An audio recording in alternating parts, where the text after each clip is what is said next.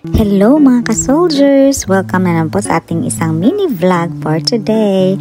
So, dadaling ko po kayo sa Wiltshire, sa Stonehenge, na dating nakikita ko lang sa mga TV at magazines. Ngayon, andito na ako. Tapos, eto, namang problema on the way, namang problema ako dun sa aking receding hairline. Ayan o, malumalapad na lalo yung noo ko. Kaya tawag sa akin nila minsan airport kasi ang lapad ng noo ko. Pero anyway, matalino to yung charet. So, bago kami pumunta, ito yung parang entrance na parang may building dyan na bibilan mo ng ticket. Tapos, nagkape lang kasi may cafe din. Tapos, ito yung una-unang makikita. Yung parang mga bahay sila. O pag tumatakbo ako, ibig sabihin yan, excited ako makita isang place or bagay or whatever. Basta yun yung ano ko ng excitement, parang napapatakbo ako. Kaya minsan sa ano ko, may mga takbo moments, ibig sabihin yan, excited ako. So ito parang replica lang siya ng siguro mga sinaunang tao na nakatira dito. Hindi ko masyadong nabasa lahat ng history ng Stonehenge. Pero ito yung mga nomads na nakatira dito before. Parang replica lang siya. Tapos yung ibang mga bahay na kubo, may lock siya so hindi ka makapasok. Tapos yung iba naman, pwede kang makapasok. Tapos ito nga isa nakapadlock siya. O diba, modern na modern yung padlock. Parang hindi bumagay sa bahay kubo. Dapat siguro yung mga din na padlock. Tapos, ayan, nag-ikot-ikot lang. Tapos, eto, may nakita kaming vacant na open. Kaya, pumasok kami. Ayun. So, medyo, siya, matitirahan din naman siya ng tao. Kasi, sa loob, malaki siya. Alam mo yung mga, mga napapanood mo dati na parang mga, hindi naman iglo kasi wala namang ice dito. Pero parang mga ganun ba? Na, ayan, yung nila, ang kanyang higaan na made of wood. Tapos nilalagyan yata yan nila ng hay. Diba yung pag natutulog sila may mga hay or grass para hindi masyadong matigas. Kasi talagang tinry ko siya na mahiga. Ang tigas niya. So kailangan talagang, na-curious talaga kasi ako. Sabi ko, ano kaya ang feeling ng mga sinaunang tao na nakahiga dito? So sabi, nilalagyan pa daw yan nila ng mga dahon-dahon para syempre hindi matigas kasi sobrang tigas niya, bish. Para siya yung abaka. Ganun, masakit siya sa paa. Ayun. At least na-experience ko. Ganun pala yung feeling. Tapos, ayun, dati naman ko sa banig. Tapos, eto, yung parang siyempre siguro malamig no pag winter. So, nagbo-bonfire siguro sila sa loob. Hindi pa sila nasusuffocate pag umuusok sa loob. Diba? So, ayun, palakad-lakad lang muna kami dito within the, entrance pa lang siya dito. Tapos nakita namin yung isang sarsen stone. So, ito yung Stonehenge. Made siya of sarsen stone. Tapos dito, pwede mong itry na i-pull kung gaano kakalakas. So, ang target ko, may pa-target pa ako. Sabi ko mga 3 arrows. Tapos, hindi ko naman kinaya. So, lang ako. Kasi, alam mo yung pag pinupukpok mo siya, parang siyang hollow sa loob. Alam mo yung parang dingding na may mga hollow blocks. Ganun siya parang hollow sa loob. Pero, sobrang bigat daw niyan. Kaya, remain a mystery pa rin. Mystery pa rin. Paano nagpatong-patong yan doon sa Stonehenge. So, ayan, tinry ko lang kasi feelingera ako na kaya ko ang 3. Magi-green kasi siya pag kaya mo siyang i-pull. So, ayan, nag-green na kita mo. Umabot ako sa pangalawang araw, ha. Yan, medyo malakas din sa ansi. Pero hindi ko kaya yung yung pangalawang araw, ibig sabihin parang 2 times ng weight mo. Parang ganun. Hindi ko sure kasi bakit times 99? Ganun ako kalakas, char. So, ibig sabihin nun, kailangan ng 95 na tao. Charot lang. Hindi. Ayun, tinry ko lang. So, nakaabot naman ako sa pangalawang green. Nakita nyo yun? Ayun, nag-green siya. Diba? Pero sabi ko pa, abutin ko dun sa 3. Parang ganun. Pero hindi talaga kaya. Sobrang bigat niya. So, talagang diba dati, sabi nila, alien daw yung naggawa niyan ng mga ng Stonehenge na yan, ng monument yan Tapos, ayan yung may pa konting, lagi silang may ganyan dito, yung parang may pa-history sila na pwede mong basahin. Tapos, tinry ko lang tingnan yung ibang bahay. Pares-pares lang pala sila sa loob. So, ito na, on the way na to Stonehenge. Ayan. Actually, pwedeng mag-bus. Pero mas pinili naming maglakad para ma-experience namin yung on the way. Tapos nung pauwi na, doon na kami nag-bus. Tapos ayan, ang ganda ng, sabi ko, uy, green, pantay ng aking outfit. Kaya hinubad ko ang aking jacket. Tapos sabi ko, uy, kunan mo yung greenery. Greenery! Kasi sabi ko, parang I got the memo, naka-green din ako, o diba? Hindi ko ina-expect yan, charot. So, ayun, ang ano niyan, ang field, napakalapad niya. Tapos lahat ng makikita mo talaga, puro green, as in super green. So, ang ginagawa pala nila, kasi madaming dito, yung tupa. So, ang ginagawa nila, parang sa isang side, pinapa-feed nila yung mga tupa. Tapos, dito sa isang side, hindi nila muna, pag-grow muna nila yung grass para maging green at tumubo. Diba? Para sa kakainin na naman ng mga tupa next time. So, kaya talaga makikita mo, super, super green siya. Tapos, ang layo niya pala, kala ko malapit lang. Pero anyway, nag-enjoy ako sa paglalakad. Sabi ko, hala, baka may kuryente to. Tapos sabi ko, baka magkirig-kirig ako dito. So, ayun, wala naman palang kuryente. Pero meron fence dyan na may kuryente talaga. So, tinry ko. Talagang curious, no? Alam mo na nga, tinawakan pa talaga. Buti na talaga walang kuryente. Kung na kuryente na ako. O, sabi ko, pa-picture mo na, charat. Diba, ang ganda talaga ng pagka-green. As in, Carabao grass. Parang Carabao grass siya. Pero ang ganda ng pagka-green niya. Pero namumroblema pa rin ako sa receding hairline ko. Ayan. So, ay, ang tagal mag-inarte. Umalis ka na dyan, dali. Dami ko pang sinasabi. Pero kasi talagang na-enjoy ko yung yung greenery. Greenery, diba? So, tapos naglakad lang kami papunta doon. Medyo malayo siya. Siguro nasa 30 minutes din siya na walk. Pero dahil madami akong stopover, siguro nag 1 hour kami ng kalalakad. Kasi kung saan-saan ako nagsusuot. Ma-curious talaga ako. So, ayun na. So, ko na lang. Bali, mayroon akong na-purchase na book ng mga heritage dito na na sa UK. So, babasahin ko na lang yung ng Stonehenge kasi nandito siya sa book ko. So, ang Stonehenge daw is located in Wiltshire, SP4 7DE. Visiting Stonehenge is an unmissable experience.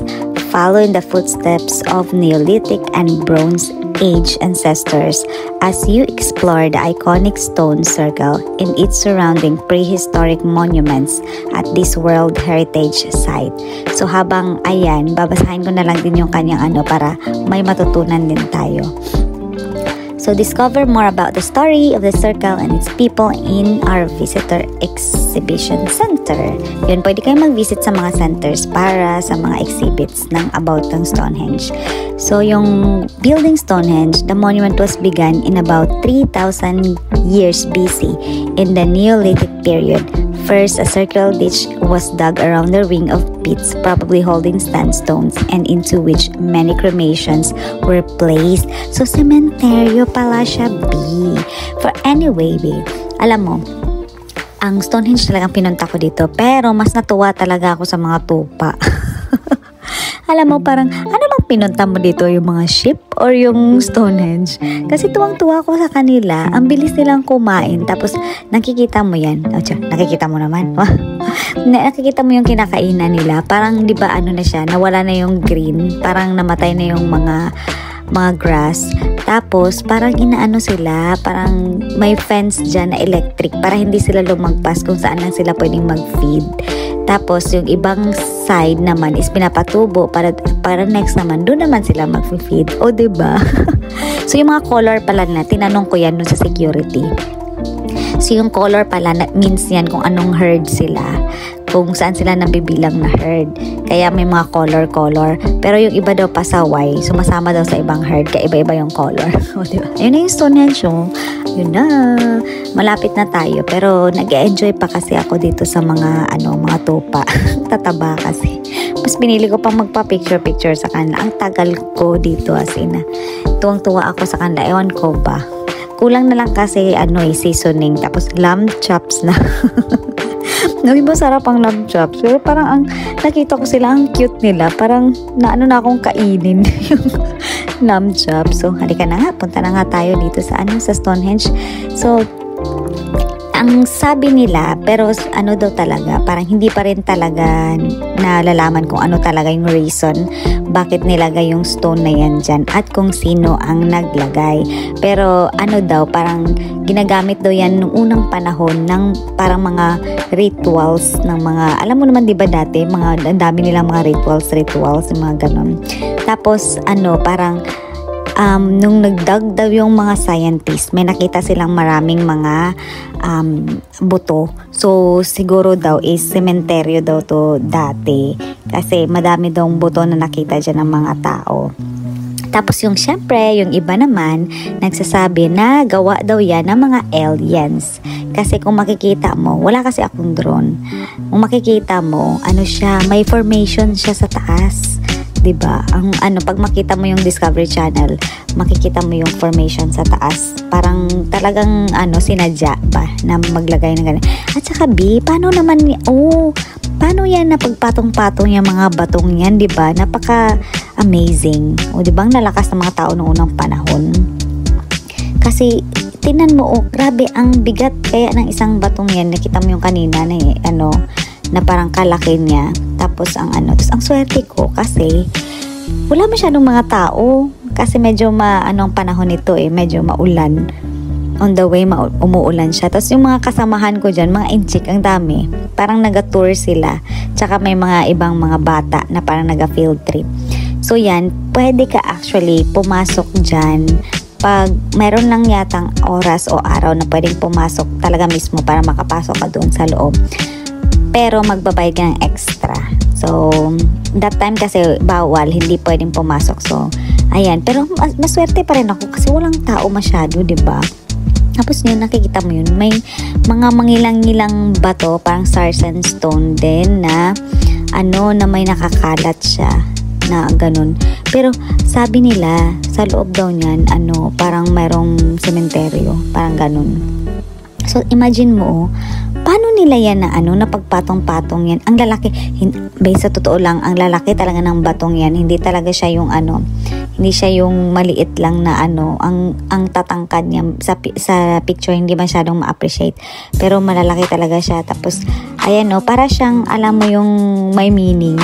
May meaning talaga. Yung yan circle of stone. And first ever ang nakalagay dito, Japanese exhibition in the UK featuring objects never seen outside Japan. Bakit napunta tayo ng Japan? Anyway, ang ganda nung may pauwak pa dyan. Binabasa ko kasi yung history niya dito sa book na binigay nila sa akin. Kasi nagpa-member ako nito kasi sa English Heritage, nagbigay sila ng handbook. Kasi lagi naman akong gumagala. Tapos tagagala mo, magbabayad ka, 'di ba? So kung member ka, parang libre na yung parking, libre na yung yung parang hindi nabuo yung babayaran mo, tapos yung ibang site libre. Ayun. Tapos alam mo ba yung nito, nung pagpunta namin, nadaanan na namin siya yung Stonehenge mismo. Makikita mo lang siya on the way. Diyan yung street nung may mga cars na yan. Yun na yung main street na saan pa papunta? Medyo mahina ako sa sa mga places. Pero makikita mo na siya. Pero yung station talaga ng building para makapasok ka is yun yung pinanggalingan namin kanina na medyo malayo pa. So, ito yung niya, talagang field siya. Uy, diba? Para siyang yung, alam mo yung inaanuhan ng mga UFO. Grabe yung imagination. Yung parang inaanuhan, yung nilalanda ng mga UFO. Tapos, ayan, tapos sabi pa nga ng iba, yung may mga haka-haka na dyan daw naglaland yung mga mga UFO ng mga ship nila, tapos yung mga aliens dyan daw lumalabas. Diba? Daming alam. Tapos ayan yung may yellow dyan, nakikita nyo yung yellow line, yan, electric fence yan, hindi kayo pwedeng lumagpas dyan. Tapos sa bato may naka-circle na dyan kayo pwedeng mag-ikot para makita nyo yung buong ano ng bato, ay ng Stonehenge, yung kanyang angle, lahat ng angle. So nagpa-picture lang ako. Tapos sabi ko, nagpa-picture ba ito? Nagpa-picture sa akin. Sabi niya, ayo, nagpa-picture pala. Kasi para, wala, nag-i-inerte lang. Para, ano, remembrance kasi yan. Alam nyo, ayun, tinamad na ako umikot. Kaya, inikot ko na ng sarili ko. Huwag kayong mahiyang magpa-picture sa mga ano, sa akin lang ha, magpa-picture at magpa-video. Kasi alam mo, pag tanda mo, makikita mo yan, tapos mareremember mo, ay pumunta pala ako sa place na ganyan. Kasi hindi natin alam kung magiging magkaka-Alzheimer's tayo or dementia. Hindi naman ako nagpe-pray ng ganun. Pero, hindi mo kasi masasabi. So, meron kang, alam mo yun, makikita mo, magiging memorabilia mo siya. Tsaka sa Facebook, di ba yung mga limot mo ng memories, tapos memories from 5 years. O tapos parang, ay, di ba? Mga ganun. O, tapos may dadaanan pala kami dito na mid-winter sunset. Ayan, pag sunset daw, yung ano yan, yung ano ng araw dun, yung kita mo yung gap na yun daw mismo ang ano. So, ito yung bus na sinasabi ko na libre lang magsakay. At ito na rin yung handbook na sinasabi ko na ibibigay nila. Tapos, bumili ako ng ito, parang bear na maliit na ano, bear, ship nga eh. So, pangalan niya ay si Lamb Chops. Makikita niyo siya lagi sa aking mga travel kasi lagi ko siyang dadalhin at pwede ko lang siyang ibulsa kasi maliit lang siya at saka ang cute niya, very fluffy siya. So ayun, pauwi na kami kasi sumama na yung pakiramdam ko that time. Sabi ko kasi gutom na ako. Diba? Pag masama ng pakiramdam, pagkain lang ang talaga niyan, ang kulang.